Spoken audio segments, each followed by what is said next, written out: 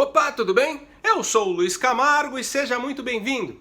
É inegável aí que nos últimos 4 anos o cidadão brasileiro passou por um processo de politização. Nunca a política esteve tanto em voga. A transmissão aí do julgamento do habeas corpus do ex-presidente Lula, por exemplo, teve uma audiência comparável com o último capítulo de uma novela das 8. Hoje, acredito que em torno aí de 80% do que circula nas redes sociais tem a ver com política. Mas não é por isso que o brasileiro passou a entender ou mesmo gostar de política. A grande maioria das pessoas continuam completamente alienadas com relação a isso. Basta ver, a quantidade de militontos que querem o Lula livre. Mas se você quiser ir mais fundo, saia na rua e pergunte para as pessoas qual é a real função de um presidente da República, de um deputado, de um senador ou de um juiz do Supremo. Pode ter certeza que a maioria não vai saber responder. E isso porque estamos falando das bases fundamentais de um Estado democrático de direito, que são justamente os 3 poderes. Aliás, se você quiser, pergunte também o que é um Estado democrático de direito. As respostas talvez sejam ainda piores. Por isso, não se engane, a maioria dos brasileiros não gostam e não entendem bulhufas de política. E são exatamente para esses cidadãos que são direcionadas aí todas as estratégias de propaganda e marketing de qualquer candidato em uma disputa eleitoral. O indivíduo que não liga, que não gosta e que não discute política também é aquele que não pesquisa o histórico dos candidatos que pretende votar, muito menos fiscaliza o que eles andam fazendo depois de eleito. Ou seja, um país de alienados políticos é o paraíso das crises econômicas, é o paraíso da corrupção sistêmica. É o paraíso dos populistas. Afinal, se em um chiqueiro os porcos fossem obrigados a votar, eles votariam no fazendeiro que todo dia leva um balde contendo restos de comida para eles comerem. Passando completamente aí por cima do fato que foi por causa desse fazendeiro que eles estão ali, confinado, comendo restos. E que é esse mesmo fazendeiro que está só esperando o momento certo para abatê-los e transformá-los em presunto. Mas existe também uma parte considerável aí da população brasileira que se interessa e acompanha a política sim. Eles sabem, as funções dos 3 poderes e conhecem seus candidatos. O problema é que boa parte desses aí absorvem a realidade de acordo com o que é transmitido na grande mídia. E qualquer ideia contrária à narrativa dos órgãos de imprensa tradicionais, eles de cara taxam como teoria da conspiração ou como um discurso extremista e indigno de atenção. Esse é o famoso isentão.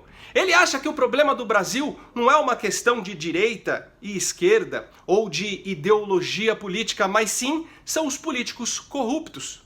E que tanto a direita como a esquerda têm lados positivos e negativos. Esse é o indivíduo que jamais votaria no Bolsonaro, por exemplo, pois acredita que ele é um extremista, que se eleito mandará exterminar os gays. Mas o isentão também sabe que o Lula é um criminoso que enganou o país inteiro. Por isso, na falta aí de uma opção que aponte para uma possível mudança, sem se desviar aí do caminho do meio, ele acabaria votando no Alckmin. Bom, mas a grande verdade é que hoje não encontramos na esquerda um único candidato que arrebate, os corações dos esquerdistas. São todos figuras insonsas, inexpressivas e que não enganam ninguém. Só que desde o ano passado eu venho alertando, e quem é inscrito aqui sabe muito bem, que a grande carta escondida aí na manga da esquerda será o Joaquim Barbosa. É ele que poderia dar andamento ao Foro de São Paulo, às pautas progressistas e aos intentos globalistas. E o pior é que ele tem a simpatia dos brasileiros, pois estes enxergam no Joaquim Barbosa a imagem do juiz pulso firme, de caráter ilibado, que no Mensalão condenou alguns corruptos. Isso acontece porque as pessoas não percebem que os corruptos e os aproveitadores sempre vão existir. Ainda mais dentro da política, o ser humano é corruptível por natureza. O que precisa mudar é o ambiente que propicia a corrupção.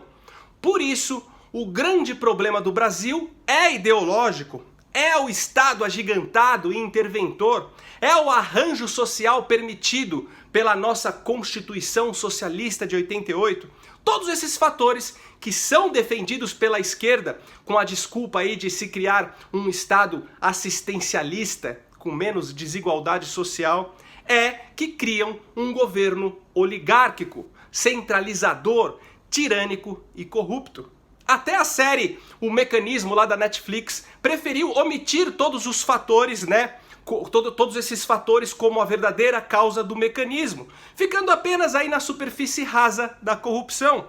E é exatamente por isso que o Joaquim Barbosa, o juiz que prendeu lá os bandidos do Mensalão, tem reais chances de ganhar a empatia do brasileiro que está cansado dos sucessivos escândalos de corrupção que permeia o país.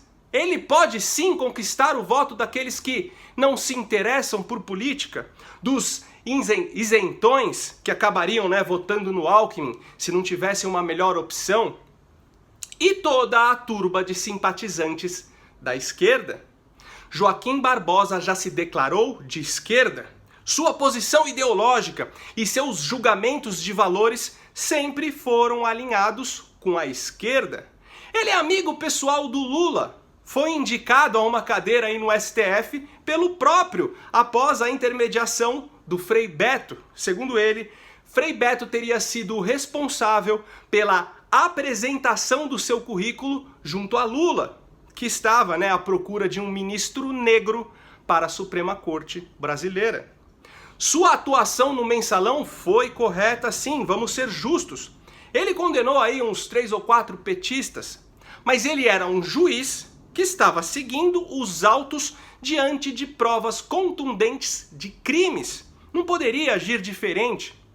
Mas o que me incomoda é que na época ele declarou aí para a imprensa que sabia de muitas coisas que, se caso viessem a público, a casa cairia, Brasília não suportaria. Só que ele nunca disse que coisas são essas. É bastante estranho, em uma suposta democracia, como a nossa, um presidente do STF saber de tantas coisas calamitosas e mesmo assim omiti-las. O que será que ele sabia? Passando o Mensalão, ele preferiu se aposentar. Um tanto estranho, sendo que ele tinha mais 11 anos de compromisso com o Brasil na cadeira do STF. E logo na sequência aí da sua aposentadoria, estourou o Petrolão. Será que ele já sabia de todo o esquema e preferiu ficar quieto? E por isso optou por cair fora antes da hora? Após o seu afastamento, ele foi morar em Miami, em um apartamento que, pelo que circulou por aí, foi comprado com dinheiro de uma offshore que não foi declarado. Uma história aí um tanto quanto nebulosa. Mas o fato é que, mesmo sabendo a fundo de todo o projeto criminoso que foi instalado no país através do PT, mesmo presenciando de camarote o Mensalão, ele votou no Lula em 2006 e na Dilma em 2010. E segundo aí suas próprias declarações, afirmou que não se arrependeu disso. Ano passado, quando questionado aí sobre o Lula, em um tom muito suspeito, ele falou que o Lula ficou rico fazendo palestras. E que cabe à justiça decidir, e aquele blá blá blá polido que a gente já conhece. Não tinha mais no ex-juiz aquele tom condenatório tão prestigiado antes? Bom, o senhor Joaquim Barbosa acaba de ingressar no PSB, Partido Socialista Brasileiro. Segundo o presidente do partido, Carlos Siqueira, Joaquim Barbosa, em 11 anos como ministro da Suprema Corte, sempre votou a favor das pautas progressistas. Por sinal, Barbosa é um exímio defensor das cotas raciais. Ele enxerga uma clara divisão social no país em razão da cor e já afirmou que a imprensa brasileira é toda ela branca e conservadora, assim como o empresariado. Declaração típica daqueles que aspiram estrategicamente dividir o Brasil em grupos que se odeiam mutuamente. O nosso provável candidato socialista, fiel aí às convicções ideológicas, foi também um ferrenho crítico do impeachment da Dilma Rousseff, onde afirma que o processo foi um golpe. Aquilo ali era uma pura encenação para justificar a tomada do poder. O meu temor é esse, é que seja fácil, banal, trivial, de agora para frente, tirar um presidente da República. Basta que ele contrarie os interesses de uma meia dúzia de parlamentares poderosos. Por isso não se engane, nessas eleições de 2018 existem apenas 3 candidatos de direita. Existem apenas 3 candidatos que apontam para uma possível mudança nesse arranjo estatal falido: o João Amoedo, o Flávio Rocha e o Jair Bolsonaro. Desses 3, um eu desconheço completamente.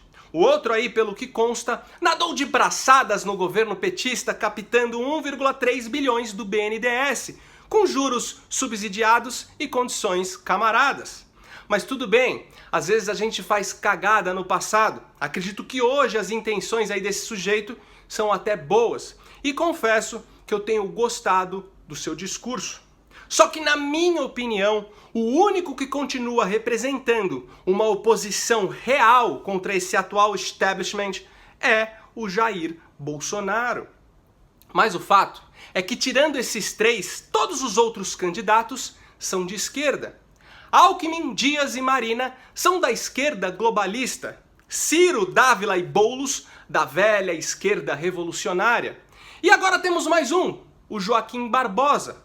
Não sei ainda te dizer de qual dessas duas esquerdas ele pertence, mas pode ter certeza que na sua campanha ele estará blindado por aquela velha narrativa que o eximirá de qualquer crítica. Afinal, ele é negro, de origem pobre, e contempla aí na sua pessoa aquela bonita história de superação que convence os mais incautos. Só que não se engane novamente. Ele é apenas a continuação desse estamento burocrático que corrói o Brasil por dentro há mais de 100 anos. Curte, se inscreve, compartilha, e se você acha importante o trabalho que eu venho fazendo, me ajude a manter esse canal em plena atividade. Seja um apoiador! O link do Apoia-se está aqui na descrição. Valeu!